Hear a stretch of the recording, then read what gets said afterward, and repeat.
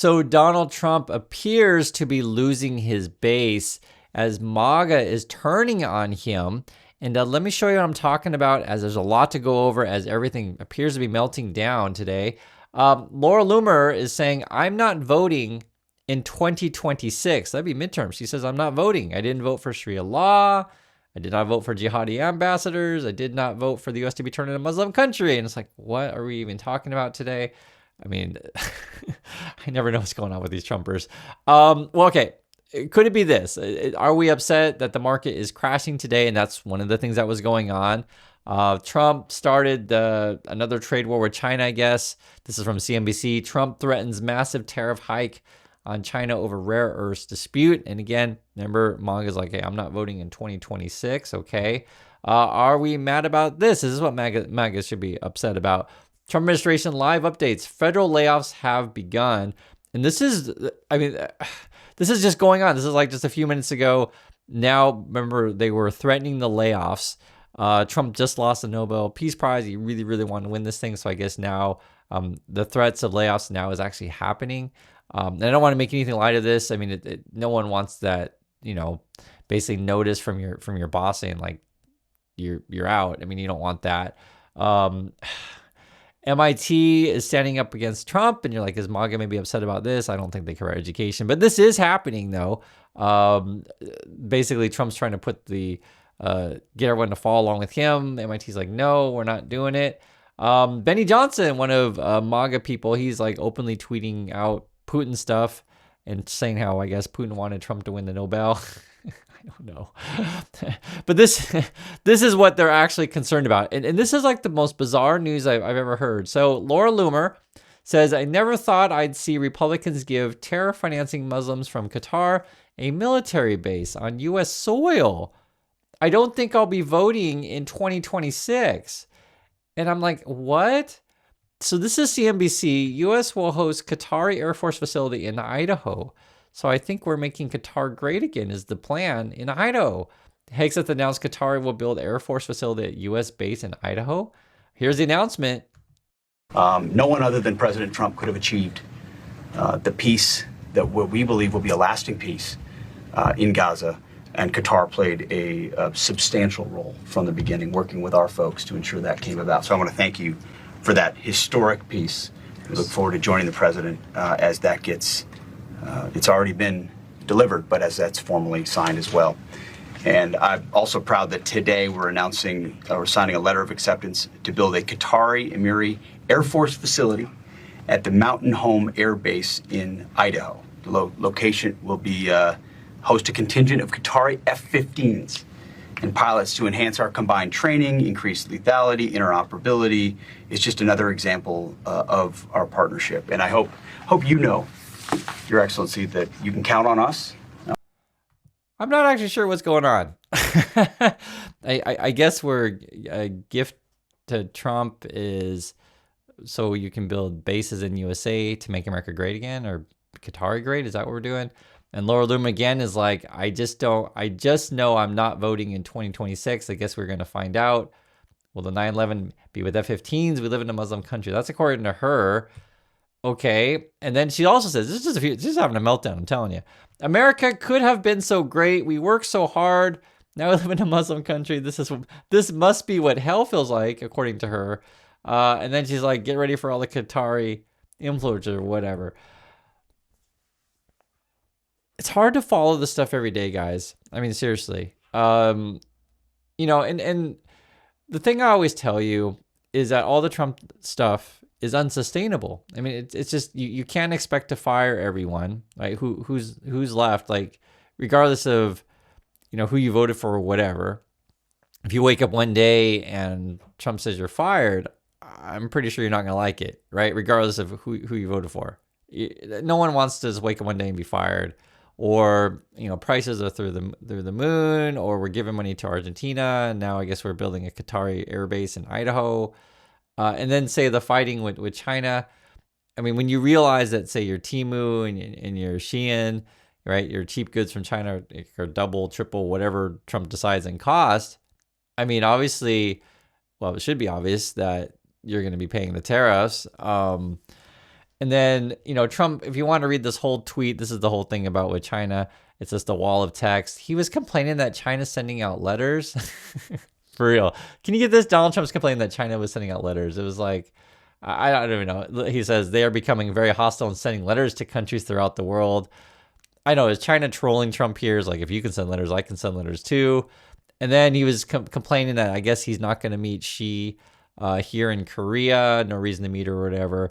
And actually, that was in a couple of weeks. I'm here in Korea. There was, we weren't sure like if it was Trump coming or not. I think she's coming no matter what. It would be my guess. I don't think, most leaders do this kind of thing where they tweet about coming, not coming, and whether or not we're getting phone calls. They just make a decision to say we're going to come and it's announced, right? It's not like on a whim kind of thing, but that's how Trump rolls, I guess. And then regarding the layoffs, and this is just happening as we speak, multiple departments in the government are affected. So education, energy, homeland security, health and human services, treasury, and no one knows for sure how large this is. And like I said, like for me, this isn't a partisan issue, regardless of who you voted for. If you wake up and you find out that the Trump people are firing you, I just don't think you're going to like them. And so how anything that Trump does is sustainable is beyond me, which clearly it's not. Is now you've actually pissed off Laura Loomer. She says, I'm not voting.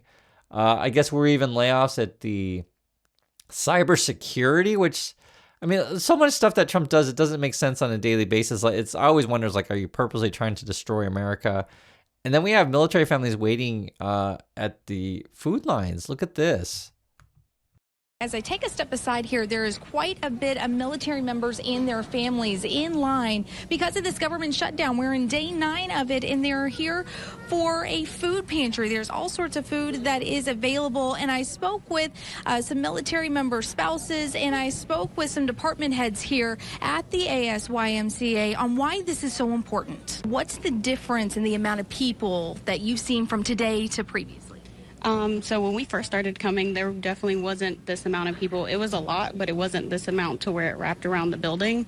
But lately it has been a lot. Like we were here last week and we were in line for like 2 hours. In a normal week, we usually run out of food about 1 o'clock in the afternoon. Last week, we ran out of food about 10:30. So they're running out of food because there's too many military families that need food because, Trump's like not paying people, laying people off.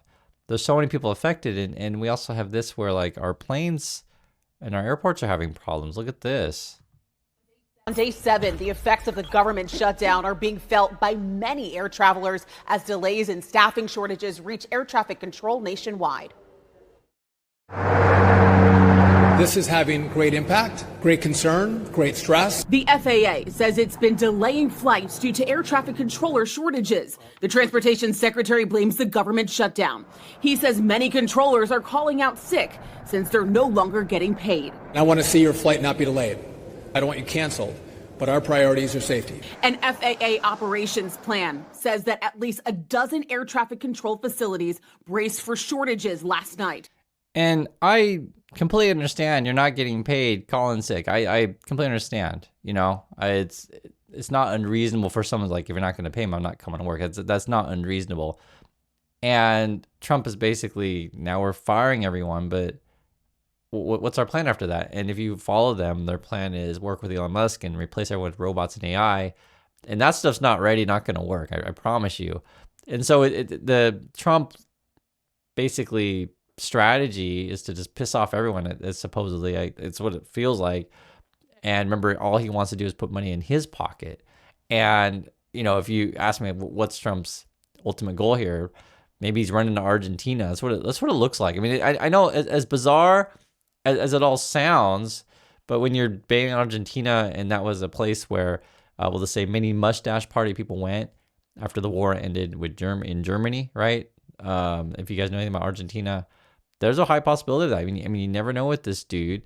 And then you're even losing Marjorie Taylor Greene as she talks about inflation and her family. Listen to this. Are you concerned about the cost of living? Are you Very. That the President Trump said he would lower? The inflation crushed people in the past 4.5 years, and the costs have not come down. I myself can tell you my apartment here in Washington, D.C., the electricity bill is $100 more.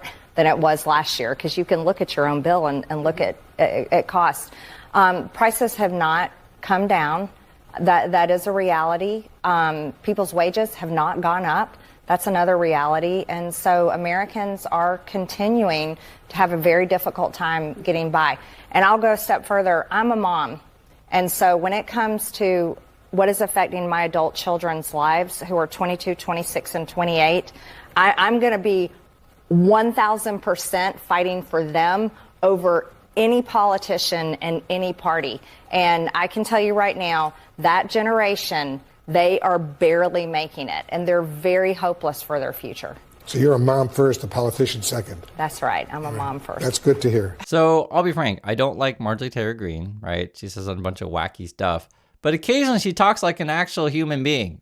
I mean, and you know, as it boils down to it, I think what's going on is many of these MAGAs have constituents, right, voters, who are probably sending letters, making phone calls, be like, hey, why am I not getting paid? Hey, why is Trump tweeting out crazy nonsense again?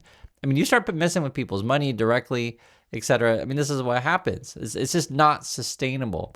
Before, and because many people always mention this in the comments, before MAGA thought, oh, I only thought the other people were going to get hurt. I only thought the black and brown people were going to get hurt. And I was okay with that. But now that you're hurting me, Trump, now I'm upset.